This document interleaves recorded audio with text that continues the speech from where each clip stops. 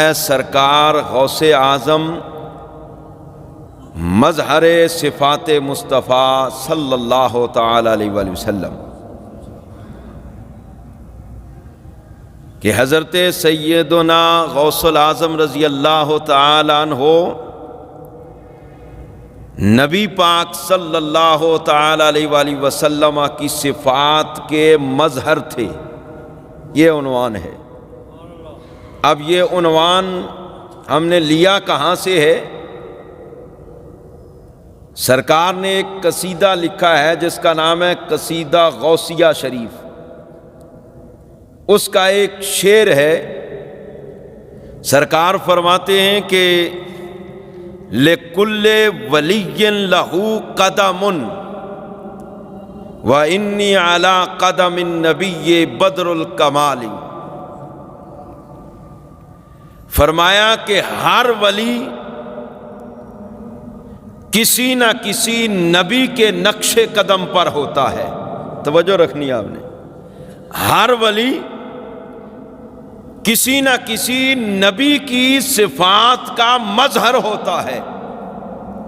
اور فرمایا وَإِنِّي عَلَىٰ قَدَمِ النَّبِيِّ بَدْرُ الْكَمَالِ، فرمایا اللہ نے مجھے یہ شان عطا فرمائی ہے کہ مجھے مصطفیٰ کریم علیہ السلام کی صفات کا مظہر بنایا ہے۔ یہ سرکار غوث پاک نے خود فرمایا۔ ہر ولی کسی نہ کسی نبی کے نقش قدم پر ہوتا ہے، کسی نہ کسی نبی کا اس پر رنگ ہوتا ہے، اس سے جھلک نظر آتی ہے نبی کی سیرت کی۔ فرمایا اللہ نے مجھے یہ مقام اور مرتبہ عطا کیا ہے، میری سیرت سے مصطفیٰ کا رنگ نظر آتا ہے۔ اللہ پاک نے اپنے محبوب کو رسول الکل بنایا ہے۔ آپ جمیع مخلوق کے رسول ہیں، یہ بات متفقن علیہ ہے، قرآن کا فیصلہ ہے۔ اللہ پاک نے فرمایا قل یا ایھا الناس انی رسول اللہ الیکم جمیعا، فرمایا محبوب آپ اعلان فرما دیں کہ میں ساری مخلوق کی طرف رسول بن کے آیا ہوں۔ تو حضور رسول الکل ہوئے، پوری مخلوق کے رسول ہیں۔ آپ ہر مخلوق کے رسول ہیں، اور یہ تو قرآن ہے نا، سرکار نے خود بھی فرمایا، حدیث پاک ہے، فرمایا ارسلت الی الخلق کافۃ، اللہ پاک نے مجھے ساری مخلوق کے لیے رسول بنا کر بھیجا ہے۔ یہ سرکار کا خاصہ ہے، یہ آپ کی خصوصیت ہے۔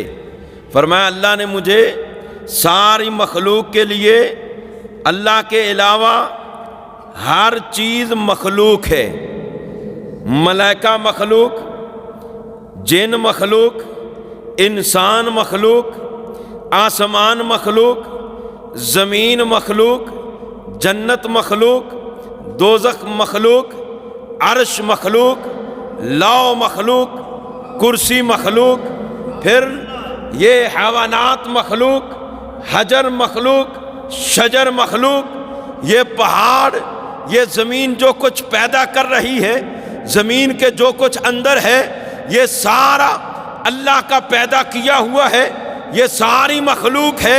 حضور فرماتے ہیں اللہ نے مجھے ہر مخلوق کے لیے رسول بنا کر بھیجا ہے۔ اور سرکار نے فرمایا ما بین السماء والارض یعلم انی رسول اللہ، فرمایا جو کچھ زمین و آسمان میں ہے وہ جانتا ہے کہ میں اللہ کا رسول ہوں، وہ جانتا ہے کہ میں اللہ کا رسول ہوں۔ یہ پتھر ہے، یہ بھی جانتے ہیں کہ آپ اللہ کے رسول ہیں، اسی لیے تو پتھروں نے آپ کی جناب وہ سامنے آپ پر درود و سلام بھی پڑھا اور آپ کی رسالت کی گواہی بھی دی، اور پھر ابو جہل کی مٹھی کے اندر کنکریوں نے آپ کی رسالت کی گواہی دی۔ کیوں؟ پتھر بھی جانتے ہیں کہ یہ اللہ کا رسول ہے، یہ اللہ کا رسول ہے۔ اور پھر آپ چلتے جائے میں اختصاراً عرض کرتا جاتا ہوں، یہ شجر جانتے ہیں کہ آپ اللہ کے رسول ہیں۔ سرکار فرماتے ہیں اعلان نبوت سے پہلے آج بھی میں ان درختوں اور پتھروں کو جانتا ہوں، جب میں گزرتا تھا تو وہ پڑھتے تھے الصلاۃ والسلام علیکہ یا رسول اللہ۔ یہ جبل احد ہے نا، جبل احد، جبل احد، سرکار نے فرمایا ھذا جبل احد۔ او لوگو، یہ جبل احد، اس کو عام پہاڑ نہ سمجھتے رہنا کہ یہ عام پتھروں کا بنا ہوا ایک پہاڑ ہے۔ بخاری شریف کے اندر یہ روایت موجود ہے، سرکار نے فرمایا یحبنا ونحبہ، یہ ہم سے پیار کرتا ہے، ہم اس سے پیار کرتے ہیں۔ یہ جبل احد بھی جانتا ہے، یہ سارے پہاڑ جانتے ہیں کہ یہ اللہ کا رسول ہے، جانور جانتے ہیں کہ آپ اللہ کے رسول ہیں، بے شمار معجزات موجود ہیں، بے شمار واقعات موجود ہیں۔ وہ بھیڑیے والا بھی واقعہ موجود ہے، وہ جناب اونٹ والا واقعہ موجود ہے۔ پھر وہ سرکار جب حدیبیہ کے مقام پر اونٹوں کو ذبح فرما رہے تھے، عام طور پر چھری دیکھ کر جانور ویسے بھاگ جاتا ہے، لیکن جب سرکار نے وہ چھری نکالی یا نیزہ نکالا ان کو نہر کرنے کے لیے، تو جانور بھاگ بھاگ کر آپ کے آگے آ رہے تھے کہ سرکار پہلے ہمیں ذبح کریں، کیوں؟ وہ جانتے تھے عام بندہ ہمیں نہر نہیں کر رہا، بلکہ اللہ کا رسول ہماری قربانی پیش کر رہا ہے۔ اب میں آپ کو نا اس سے بھی مزے کی ایک بات سناتا ہوں۔ قاضی ایاز مالکی رحمۃ اللہ علیہ کی کتاب ہے الشفاء بتعریف حقوق المصطفیٰ، حاج صاحب جس کا میں نے رات کو بھی تعارف کروایا تھا، اس کتاب کے اندر قاضی صاحب نے نا ایک روایت نقل کی ہے۔ ایک سرکار کی ایک اونٹنی تھی، آپ کی ایک اونٹنی کا نام تھا ادوا، ایک کا نام تھا قصوا۔ ادبا نامی جو اونٹنی تھی نا، جب یہ جنگل میں چرنے کے لیے جاتی تھی، توجہ ہے، ادبا اونٹنی جس پر سرکار نے سواری کی، جب یہ جنگل میں چرنے کے لیے جاتی ہے تو پھر کیا ہوتا ہے، جنگل کے جو درندے ہوتے ہیں نا، ان کا تو کام ہی جو جانور گوشت والا ہے اس کو چیرنا پھاڑنا ہے، اس کو کھانا ہے۔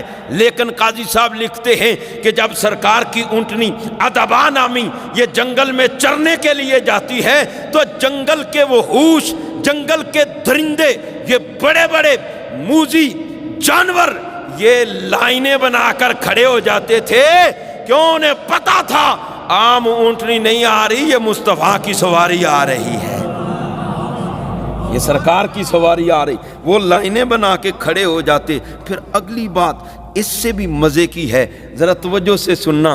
یہ گھاس ہے نا، یہ چارہ ہے۔ اب قانون یہ ہے، فطرت یہ ہے، اس کا تقاضا بھی یہ ہے کہ جانور چارے کی طرف منہ لے کر جاتا ہے، اور پھر جناب اگر گھاس ہے تو اپنے منہ سے اس کو اکھاڑتا ہے، پھر اس کو کھاتا ہے۔ لیکن قربان جائیں، جب میرے مصطفیٰ علیہ السلام کی سواری ادبا جب یہ جنگل میں چرنے کے لیے جاتی ہے نا، تو پھر گھاس خود اپنی جڑوں سے اکھڑ کر آپ کی سواری کے سامنے آ جاتا تھا کہ یہ مصطفیٰ کی سواری ہے۔ تو عرض میں نے اختصاراً کر دیا ہے کہ آپ ہر مخلوق کے رسول ہیں، اور ہر مخلوق جانتی ہے، سرکار نے فرمایا کہ میں اللہ کا رسول ہوں۔ تو پھر آپ ہیں رسول الکل، آپ ہیں پوری مخلوق کے رسول۔ اب یہ سرکار کی صفت ہے، سرکار کا خاصہ ہے۔ ہمارا موضوع ہے کہ سرکار غوث اعظم رضی اللہ تعالی عنہ یہ سرکار کی صفات کے مظہر ہیں۔ اب سرکار تو رسول الکل ہیں، آپ سرکار کی اس صفت کے کیسے مظہر ہیں؟ تو علماء لکھتے ہیں، سرکار نے فرمایا لوگوں سنو، سرکار غوث اعظم رضی اللہ تعالیٰ عنہ خود فرما رہے ہیں، فرمایا الانس لہم مشائخ، فرمایا انسانوں کے شیوخ ہوتے ہیں، ان کے بھی پیر ہوتے ہیں، ان کے بھی رہنما ہوتے ہیں، ان کے بھی لیڈر ہوتے ہیں۔ فرمایا والجن لہم مشائخ، جنوں کے بھی مشائخ ہیں، وہاں بھی امام ہیں، وہاں ان کے اندر بھی جو مسلمان جن ہیں ان کے بھی امام ہیں۔ اور پھر فرمایا والملائکۃ لہم مشائخ، فرمایا فرشتوں کے بھی مشائخ ہیں۔ جبریل امین فرشتوں کے شیخ ہیں نا، فرشتوں کے بھی مشائخ، یہ 4 بڑے فرشتے جناب جبرائیل، جناب میکائیل، جناب اسرافیل، جناب اسرائیل، فرمایا ملائکہ میں بھی مشائخ موجود ہیں۔ فرمایا لوگوں سنو، وَأَنَا شیخ الکل، اللہ پاک نے مجھے سب کا شیخ بنایا ہے۔ آپ کے جن بھی مرید تھے، انسان بھی، فرمایا اللہ نے یہ سرکار کی مجھے صفت ایسے عطا فرمائی، سرکار رسول الکل ہیں، میں شیخ الکل ہوں، کیونکہ آپ حضور کی صفات کے مظہر جو ہوئے۔ اچھا ایسے اگلی بات ایک ہے، اللہ پاک کی نا کچھ صفات ایسی ہیں جو اس کے ساتھ خاص ہیں، وہ مخلوق کو دی جا سکتی نہیں۔ مثال کے طور پر الہ ہونا، معبود ہونا، یہ اللہ کی صفت ہے، اللہ کے علاوہ کوئی الہ ہو ہی نہیں سکتا، یہ محال ہے۔ اسی طرح دائمی ہونا، ابدی ہونا، قدیمی ہونا، ازلی ہونا، یہ اللہ کی صفات ہیں۔ کوئی بندہ دائمی نہیں، کوئی بندہ ازلی ابدی نہیں، کوئی بندہ قدیمی نہیں، کوئی بندہ، کوئی مخلوق واجب الوجود نہیں۔ اللہ واجب الوجود ہے، مخلوق ممکن الوجود ہے، اس کو دوام ہی دوام ہے، بقا ہی بقا ہے، مخلوق کو فنا ہے۔ یہ صفات ایسی ہیں وہ اس کے ساتھ خاص ہیں، بندوں کو دی جا سکتی نہیں۔ لیکن کچھ اس کی صفات ایسی ہیں جو خود اس نے اپنے محبوبوں کو عطا فرمائی ہیں، کچھ شانیں محبوبوں کو عطا فرمائی ہیں۔ دیکھیں نا، اللہ سمیع ہے، سننے والا، اللہ نے بندے کو بھی سمیع بنایا، سننے والا، ہم سنتے کہ نہیں؟ لیکن وہ اس کی شان ہے، وہ اس کی اپنی ہے، بندوں کو اس نے عطا کی ہے۔ وہ بصیر ہے، بندہ بھی بصیر ہے۔ وہ رحیم ہے تو رحم کی صفت اللہ نے بندے میں بھی ڈالی ہے۔ وہ رعوف ہے تو اللہ نے بندے کو بھی سرکار کے بارے میں خود فرمایا، عزیز علیہ ما عنتم حریص علیکم بالمؤمنین رؤوف الرحیم۔ وہ رعوف ہے، اللہ نے محبوب کو رعوف بنایا، رحیم ہے، محبوب کو رحیم بنا دیا۔ اب کچھ شانیں ایسی ہیں جو اللہ نے بندوں کو عطا فرمائی، جن کی جھلک اللہ نے بندوں پر ڈالی ہے۔ اب ان شانوں میں سے ایک شان ہے کن۔ بھائی صاحب، شان ہے کن، یہ اللہ کی شان ہے، یہ اس کی صفت ہے۔ فرمایا انما امرہ اذا اراد شیئا ان یقول لہ کن فیکون۔ اللہ پاک جب کسی کام کا ارادہ فرماتا ہے تو وہ کن کہتا ہے تو ہو جاتا ہے۔ وہ کن کہتا ہے، یہ اس کی شان ہے۔ اللہ پاک نے یہ شان بندوں کو بھی عطا فرمائی ہے۔ اب یہ ذرا مشکل سا مسئلہ ہے اس کو سمجھنا، لوگ بات بات پہ جناب جھگڑا کرتے ہیں، شرک کا فتویٰ لگاتے ہیں۔ اللہ نے یہ کون کی شان ہے، اس کی شان ہے، عطا فرمائی، اس کی اپنی ہے، بندوں کو عطا کی ہوئی ہے۔ وہ جس کو چاہے شان عطا فرما دے، اسے کو روکنے والا ہے؟ وہ قادر مطلق ہے، اس سے تو پوچھا بھی نہیں جا سکتا۔ وہ عطا فرمانے پہ قادر، جو نہیں عطا کی جا سکتی وہ میں نے پہلے عرض کر دی ہے۔ شان الوہیت عطا کی جا سکتی نہیں، دوسرا الہ ہو ہی نہیں سکتا، کوئی بندہ ازلی ابدی ہو ہی نہیں سکتا، یہ شان عطا کی جا سکتی نہیں۔ لیکن یہ شان ان شانوں میں سے ہے کن، جو بندوں کو عطا کی جا سکتی ہیں۔ اللہ کی شان ہے، وہ کن کہے ہو جاتا ہے۔ اللہ نے یہ شان اپنے محبوب کو بھی عطا فرمائی ہے۔ میں آپ کو 2 روایتیں سناؤں گا اس حوالے سے۔ حضرت عمار بن یاسر، مکہ کے رہنے والے، ابتدائی اسلام میں سرکار کی بارگاہ میں حاضر ہو کر مسلمان ہوئے۔ ان پر بڑے ظلم اور ستم ہوئے۔ ان کی امی جان حضرت سمیہ جب یہ مسلمان ہوئی تو ابو جہل نے ان کے جسم کے 2 ٹکڑے کر دیے تھے۔ میں وہ واقعہ بیان نہیں کر سکتا۔ ان لوگوں نے سرکار کی خاطر اپنی جانوں کے نذرانے پیش کیے، اور سرکار کی عزت اور حرمت پر، یہ حضرت سمیہ اسلام کے اندر پہلی شہیدہ عورت ہیں۔ حضرت سمیہ، ان کے جسم کے 2 ٹکڑے کیے گئے تھے۔ کلمہ، جرم کیا تھا؟ کلمہ پڑھتی تھی۔ ابتدائے اسلام میں جو مسلمانوں نے تکلیفیں برداشت کی، اور یہ سارا اللہ رسول کے لیے تھا۔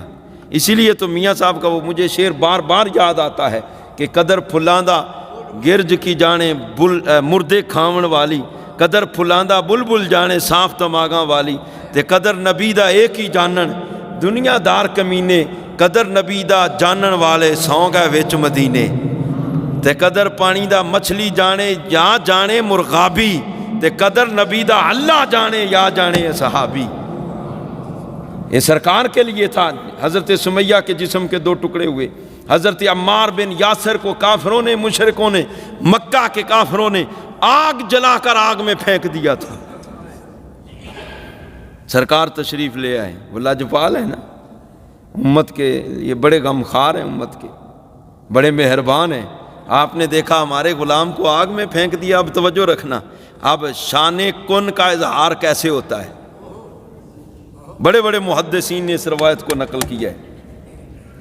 آپ نے نا آگ میں دیکھا میرے غلام کو پھینکا جا رہا ہے، سرکار نے آگ سے فرمایا، توجہ رکھنی ذرا آپ نے، یا نار کونی بردم و سلامن علی عمار ابن یاسر کما کنت علی ابراہیم۔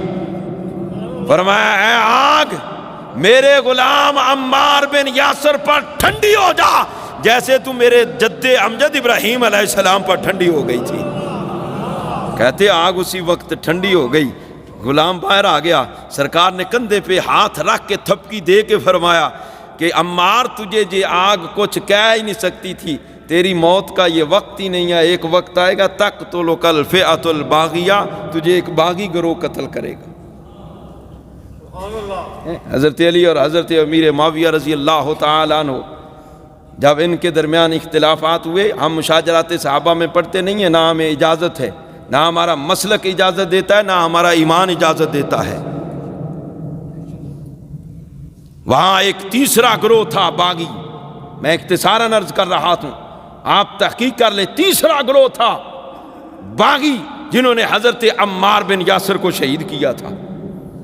اب سرکار یہ غیب کی خبر دے رہے ہیں، توجہ رہنا ذرا اس جملے پر، فرمایا آگ تجھے نہیں کچھ کہہ سکتی، تیری موت کا یہ وقت ہی نہیں ہے، تمہاری موت کی میں مصطفیٰ خبر دیتا ہوں، تمہاری تبھی موت نہیں ہے، اللہ پاک عمار تجھے شہادت کا جام عطا فرمائے گا، شہادت کا جام عطا فرمائے گا۔ اب یہاں پر شان کن کا اظہار ہوا ہے۔ اللہ نے جو قرآن میں آتا ہے نا، یا نار کونی بردم و سلامن علی ابراہیم، اے آگ ٹھنڈی ہو جا، سلامتی والی ہو جا میرے ابراہیم پر۔ اب وہاں بھی کونی استعمال ہوا، کون سے ہی ہے، مادہ ایک ہی ہے، کن یہ مذکر کا صیغہ، کونی یہ مؤنث کا صیغہ، دونوں واحد کے صیغے۔ تو سرکار نے اسی شان کن کا اظہار کیا یہاں پر۔ اللہ نے محبوب کو یہ شان عطا فرمائی تھی، تو محبوب نے اس شان کا اظہار کر دیا۔ سرکار نے کونی کہا تو آگ ٹھنڈی ہو گئی۔ دوسری روایت سنو، ایک بندہ تھا حکم بن عاص، وہ سرکار کو منہ چڑھاتا تھا، سرکار کی نقلیں اتارتا تھا۔ ایک دن سرکار نے فرما دیا کن، یہاں بھی کن کا اظہار ہو رہا ہے اس شان کا، کن کذالک کا، فرمایا تو ایسا ہی ہو جا، تو کہتے ہیں وہ ایسا ہی ہو گیا، ساری عمر منہ ٹیڑھا لے کر وہ مرا۔ اب یہ شان کن اللہ کی ہے، اس کی اپنی ہے، محبوب کو عطا کی ہے۔ ہمارا موضوع ہے کہ سرکار غوث اعظم رضی اللہ تعالی عنہ محبوب کی صفات کے مظہر ہیں۔ اب اس شان کے مظہر کیسے ہیں؟ آپ کے ایک خلیفہ ہیں شیخ ابو سعید کیلوی، آپ فرماتے ہیں کہ سرکار غوث اعظم رضی اللہ تعالی عنہ نے فرمایا، اللہ پاک نے مجھے یہ شان عطا فرمائی ہے، اوتی تو حرف و کن، اللہ پاک نے ہمیں بھی شان کن عطا فرمائی ہے۔ اور سرکار نے ایک جگہ پر فرمایا کہ اللہ پاک نے اپنی بعض کتابوں میں یہ ارشاد فرمایا ہے، یا ابن آدم انا اللہ الذی لا الہ الا انا، اے ابن آدم، اللہ کی طرف سے کتاب، اے ابن آدم میں اللہ ہوں، میرے سوا کوئی معبود نہیں، اقول للشیء، یہ اللہ فرما رہے اقول للشیء کن فیکون، میں کسی چیز کو کہہ دوں نا کن تو وہ ہو جاتی ہے۔ اب اگلی بات سننا، سرکار فرماتے ہیں، اللہ فرماتا ہے اطیعنی اطیعنی، او بندے، اے ابن آدم تو میری اطاعت کر، اجعلک، میں تجھے بھی یہ شان عطا فرماؤں گا، تقول للشیء کن فیکون، تو بھی کن کہا کرے گا تو پھر ہو جایا کرے گا۔ سرکار غوث پاک فرماتے ہیں اللہ نے مجھے یہ کن کی شان عطا فرمائی ہے، لیکن سرکار کے ادب کے پیش نظر آپ کن نہیں کہتے تھے، آپ بسم اللہ فرماتے تھے، بسم اللہ کہتے تھے۔ ایک مرتبہ نا آپ واز فرما رہے ہیں، یہ کرامات اولیاء برحق ہیں، قرآن حدیث سے ثابت ہیں، یہ ہمارا موضوع نہیں، قرآن سے بھی کرامات اولیاء ثابت ہیں، حدیث سے بھی ثابت ہیں۔ سرکار غوث پاک رضی اللہ تعالی عنہ آپ ایک مرتبہ واز فرما رہے ہیں، اور آپ کا واز سپیکر کا محتاج نہیں ہوتا تھا، اللہ پاک نے آپ کو ایک تو ویسے ہی فصاحت بلاغت عطا فرمائی تھی، وہ سرکار کے لعاب دہن کا صدقہ، مولا کائنات کے لعاب دہن کا صدقہ، عربی زبان، فصیح عربی زبان میں خطاب کرتے، اور پھر دوسرا لاکھوں کا مجمع ہوتا ہے نا، لاکھوں کا مجمع، جیسے پہلی صف میں بیٹھا ہوا بندہ آپ کی آواز سنتا تھا، آخری صف میں بیٹھا ہوا بھی ویسے ہی سنتا تھا، یہ آپ کی کرامت تھی۔ اور آپ کے واز کے اندر، آپ کے بیان کے اندر، آپ کی تقریر کے اندر، آپ کی گفتگو کے اندر اتنا اثر ہوتا تھا، جب آپ کا بیان ختم ہوتا تھا نا، کئی جنازے اٹھتے تھے، لوگوں پر ایک کیفیت طاری ہو جاتی تھی، لوگ جناب کال سے نکل کر حال کی طرف جاتے، اور پھر حال ایسا پڑتا تو پھر اگلے حال میں چلے جاتے، یہ بھی آپ کی ایک کرامت تھی۔ سرکار غوث پاک واز فرما رہے ہیں، ایک چیل آئی، اس نے آ کر نا اوپر چاں چاں شروع کر دی، چیخنا شروع کر دیا، تو روایت کے اندر آتا ہے آپ نے فرمایا ہوا سے، تو اللہ پاک نے ان کو، یہ ہوا کیا چیز ہے، ساری خدائی پر اللہ پاک نے ان کو یہ کنٹرول اور اختیار دیا ہوتا ہے۔ مولانا روم کہتے ہیں اولیاء را ہست قدرت از الہ، تیر جستہ باز گرداند ز راہ، بہت بڑی شان ہے کہ اللہ پاک نے اولیاء کو یہ کمال عطا کیا ہوتا ہے، یہ شان عطا کی ہوتی ہے، تیر اگر کمان سے نکل جائے تو واپس نہیں آتا، لیکن اللہ کا ولی کمان سے تیر نکل بھی جائے تو اس کو واپس لے آتا ہے۔ مولانا روم کہہ رہے ہیں اولیاء را ہست قدرت از الہ، تیر جستہ باز گرداند ز راہ۔ سرکار غوث پاک نے ہوا سے کہا، توجہ ہے، آپ نے ہوا سے کہا، کیونکہ حکومت جو ہے جو اللہ کا ہو جاتا ہے ساری خدائی اس کی ہو جاتی ہے، من کان للہ کان اللہ لہ، جو اللہ کا ہو جاتا ہے ساری خدائی اس کے تابع فرما ہو جاتی ہے۔ آپ نے ہوا سے کہا یا ریح، اے ہوا، خذی رأس ہذہ الحدات، اس چیل کے سر کو پکڑو۔ کہتے ہیں ہوا ایسی چلی کہ چیل کے جسم کے دو ٹکڑے ہو گئے، سر ادھر پڑا ہوا ہے، دھڑ ادھر پڑا ہوا ہے۔ آپ نے واز جاری رکھا، جب بیان ختم ہوا آپ آگے بڑھے تو آپ نے سر بھی پکڑا اور اس کے دھڑ کو پکڑا، اس طرح ساتھ رکھ کر بسم اللہ کہا۔ یہ شان کن کا اظہار ہے، لیکن ادباً استعمال نہیں کرتے تھے، بسم اللہ استعمال کرتے تھے۔ آپ نے بسم اللہ پڑھ کر نا سر کو دھڑ کے ساتھ جوڑا تو فحیت، وہ زندہ ہو گئی، وہ طارت، اور اڑ گئی۔ یہ ہے اولیاء اللہ کی شان۔ تو یہ حرف کن، شان کن کا اظہار، آپ اس صفت کے بھی مظہر تھے۔ ہمارا عقیدہ، آخری بات کر رہا ہوں، وقت مختصر ہے، ہمارا عقیدہ اور ایمان ہے کہ انبیاء کرام اپنے مزارات میں زندہ ہیں، یہ ہمارا ایمان ہے۔ حدیث پاک کے اندر آتا ہے ان اللہ حرم علی الارض ان تاکل اجساد الانبیاء فنبی اللہ حی و یرزق، اللہ پاک نے زمین پر اس بات کو حرام قرار دیا ہے کہ وہ نبیوں کے جسموں کو چھیڑے، فرمایا فنبی اللہ حی و یرزق، اللہ کا نبی زندہ بھی ہوتا ہے اور اس کو مزار اقدس میں رزق بھی دیا جاتا ہے۔ اور ایک روایت میں ہے الانبیاء احیاء یصلون فی قبورہم، نبی اپنے مزارات میں زندہ ہوتے ہیں اور اپنی قبروں میں نماز بھی پڑھتے ہیں۔ اور بھی روایات ہیں لیکن اختصار کرتا ہوں. ہمارا عقیدہ ہے، ایمان ہے کہ آقا علیہ السلام تو زندہ ہے واللہ، تو زندہ ہے واللہ، میرے چشم عالم سے چھپ جانے والے. اب یہ سرکار کی شان ہے، سرکار کی صفت ہے. اس صفت کے سرکار غوث اعظم کیسے مظہر ہیں؟ اب یہ بات بھی ایک اعتقادی ہے، یاد رکھنا. ہمارا ایمان ہے، عقیدہ ہے کہ اللہ کا نبی بھی مزار میں زندہ ہوتا ہے، اللہ کا ولی بھی مزار میں زندہ ہوتا ہے، اور یہ بات احادیث سے ثابت ہے. حافظ قرآن جو ہے اس کے بدن کو بھی قبر کی مٹی جو ہے وہ نہیں چھوتی. اسی طرح جو مؤذن اللہ کی رضا کے لیے اذان پڑھتا ہے اس کے جسم کو بھی قبر کی مٹی چھوتی نہیں ہے. شیخ محقق علی الاطلاق شیخ عبدالحق محدث دہلوی، آپ نے مشکات کی شرح کی ہے، اشعاعۃ اللمعات، اور آپ اس کتاب کے اندر یہ بات واضح لکھتے ہیں کہ لوگوں سن لو. اور شیخ محقق جو ہیں ان پر سب متفق ہیں اور ان کو مانتے ہیں، لوگ سارے مسالک والے مانتے ہیں، اور ان کی کتابوں کو، ان کی تحقیقات کو، ان کے نظریات کو، اور جو ان کا عقیدہ تھا وہ سارے متفق ہیں. بر صغیر کے اندر درس حدیث کی بنیاد رکھنے والے شیخ محقق ہیں. یہ برکت من برکات رسول اللہ، سرکار کی برکتوں میں سے ایک برکت تھے، اور سرکار کے اشارے سے یہ ہندوستان آئے، یہاں پر باقاعدہ طور پر حدیث شریف کے سبق کا آغاز کیا. آپ لکھتے ہیں لوگوں سن لو ہمارا ایمان کیا ہے. اولیاء خدا نقل کردہ شدند از دار فانی و دار بقا، زندہ اند نزد پروردگار خود و مرزوق اند و خوشحال اند، مردم را ازاں شعور نیست.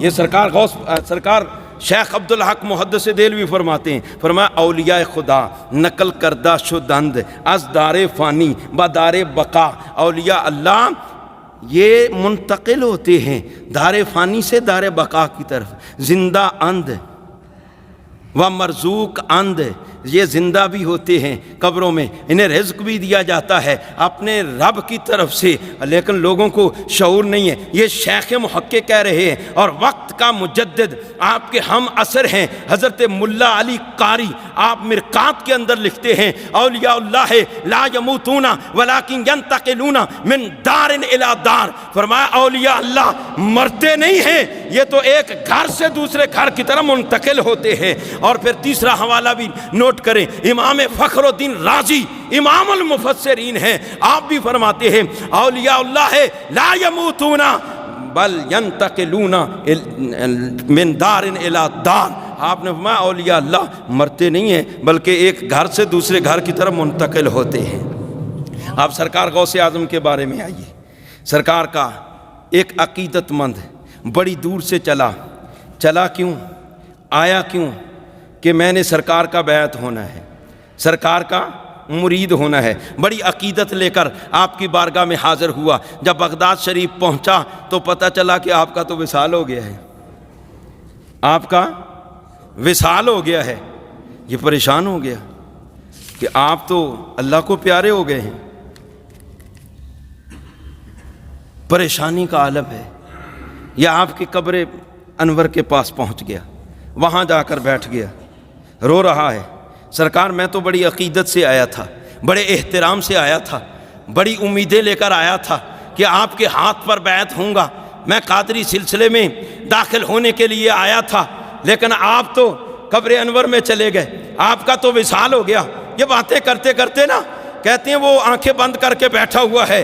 تو روایات کے اندر آتا ہے فظہر الغوث العظم، سرکار غوث پاک اپنی قبر سے ظاہر ہو گئے. میں مرقد ہی، سرکار غوث پاک اپنی قبر انور سے ظاہر ہو گئے. وَأَخَذَ بِيَدِهِ، اس بندے کا ہاتھ پکڑا، اپنے ہاتھ پر رکھا. وَآتَاهُ الْإِنَابَةَ، آپ نے اپنی خلافت عطا فرمائی. وَانْتَسَبَ بِسِلْسِلَتِهِ، اور آپ نے اس بندے کو اپنے سلسلے میں بیعت فرمایا. تو سرکار کی اس صفت کے مظہر سرکار غوث اعظم ہیں، اور ہمارا عقیدہ بھی ہے. ابھی میں نے نہ قرآن کی کوئی آیت پڑھی نہ حدیث پڑھی کہ ولی بھی زندہ ہوتا ہے. آیت پڑھ دیتا ہوں، لوگ پھر جناب اپنا اپنا ان کا ذہن ہوتا ہے۔ اللہ نے فرمایا من عمل صالحا من ذکر او انثی وہو مؤمن فلنحیینہ حیاتا طیبہ، فرمایا جو بندہ نیک عمل کرے نا، وہ مرد ہو یا عورت، شرط ہے کہ ہو مومن، اچھے عمل کرے، اللہ فرمایا ہم اس کو پاکیزہ زندگی عطا فرماتے ہیں۔ ایک زندگی دنیاوی ہے، ایک زندگی اخروی ہے۔ فرمایا دنیاوی زندگی تو ہم ایسے پاکیزہ کرتے ہیں کہ اس بندے کو ذوق عبادت عطا فرماتے ہیں، اور اخروی زندگی ہم ایسے عطا فرماتے ہیں اور اس کی ایسے پاکیزہ کرتے ہیں کہ وہ اپنی قبر میں بھی زندہ ہوتا ہے۔